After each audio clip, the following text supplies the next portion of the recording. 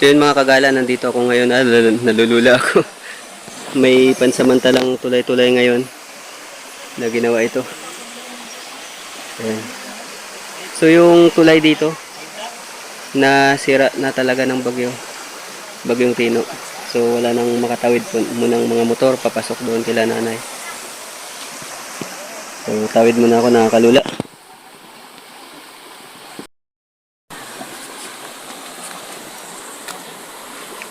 Takot. Yay!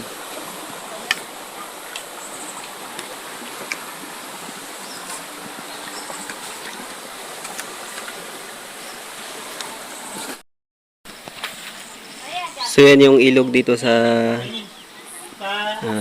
Purok Damayan, Sitio Malatgaw. So umangat yan dito. Yan, puno daw yan ng tubig dito. Mataas. Yan.